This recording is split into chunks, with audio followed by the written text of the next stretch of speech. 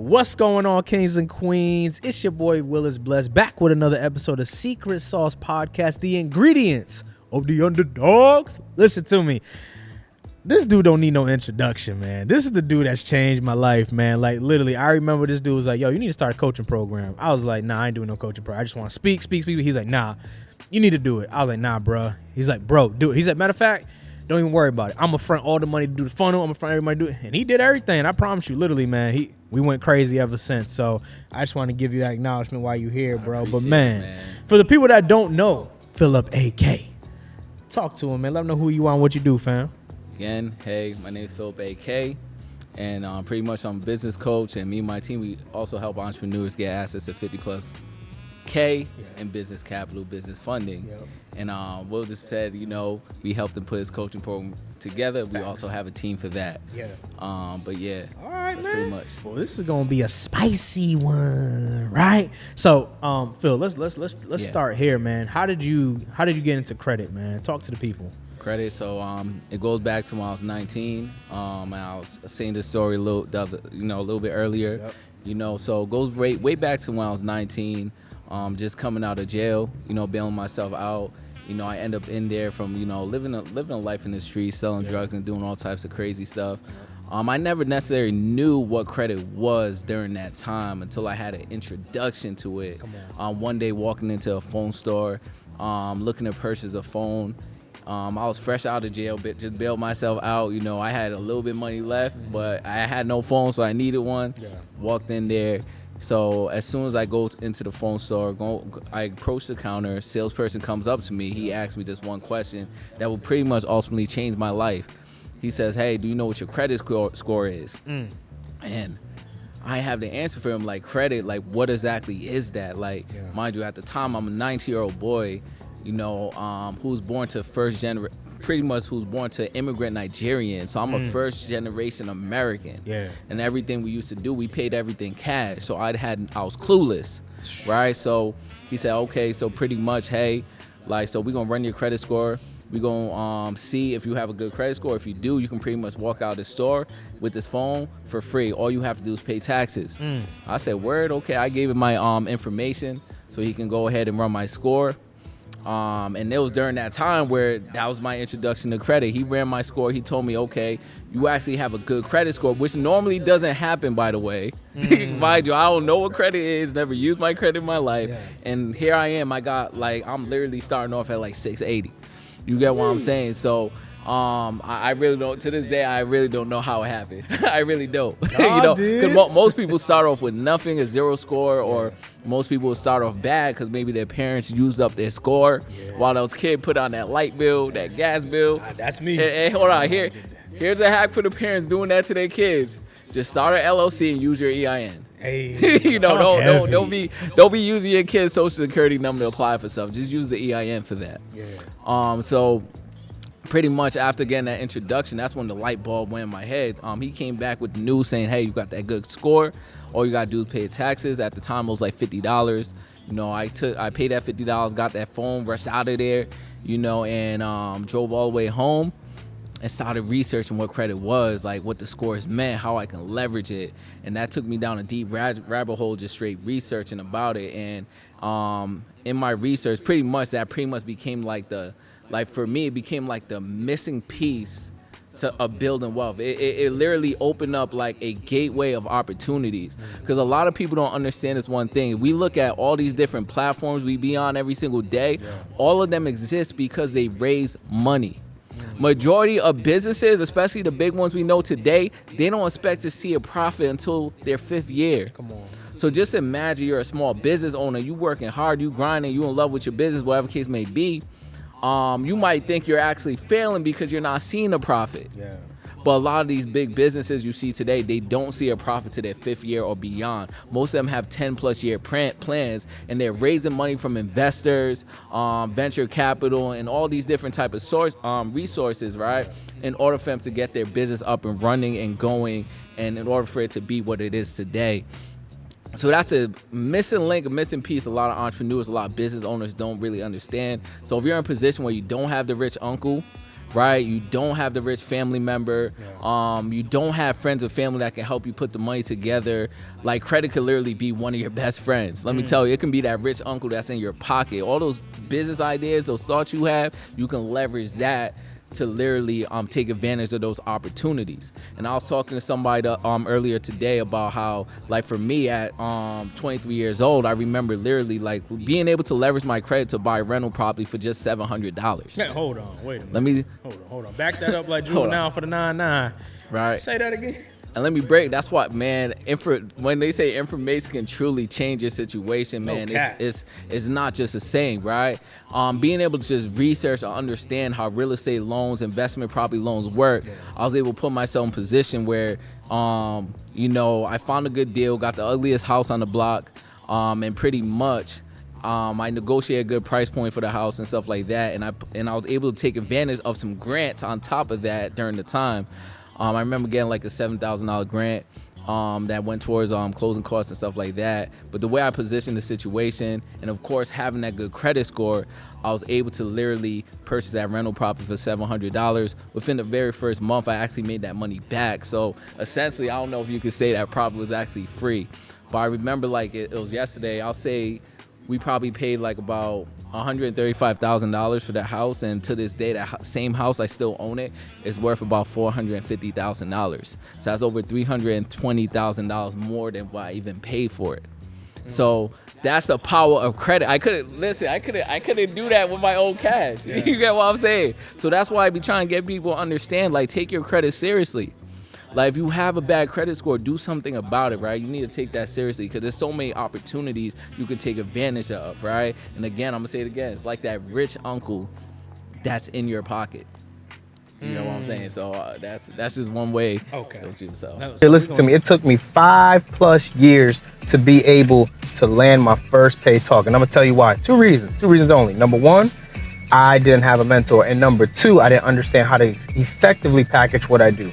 But for you, we already expedited success for you. All you have to do is do the work and execute at a high level. As long as you do that, I promise you, you're going to get you to the next level. So pretty much what we're going to do for y'all, we're going to give you the exact email templates that we use, our 5-figure email templates to land high paid speaking engagements.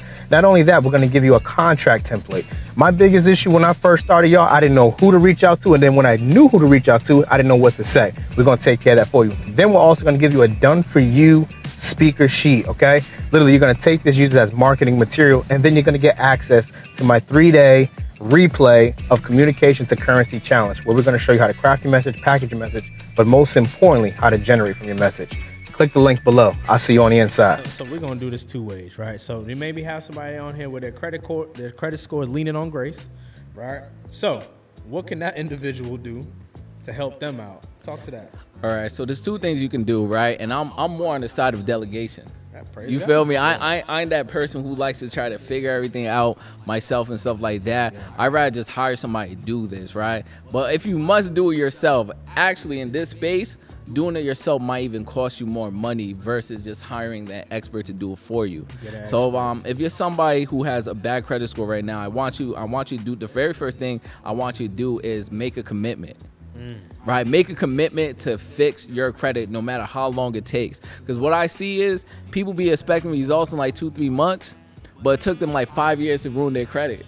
you get what I'm saying? Like they ain't willing to wait the 12 months for it to get back where it needs to be. They ain't willing to wait even 2 years. So you gotta make that commitment. Like no matter what, like from now on, you're gonna be responsible. You're gonna take care of your credit. You're gonna make sure you build it up. You're gonna fix it, whatever case may be. You're gonna go through the process, and you ain't gonna stop until you get the results that you want to see.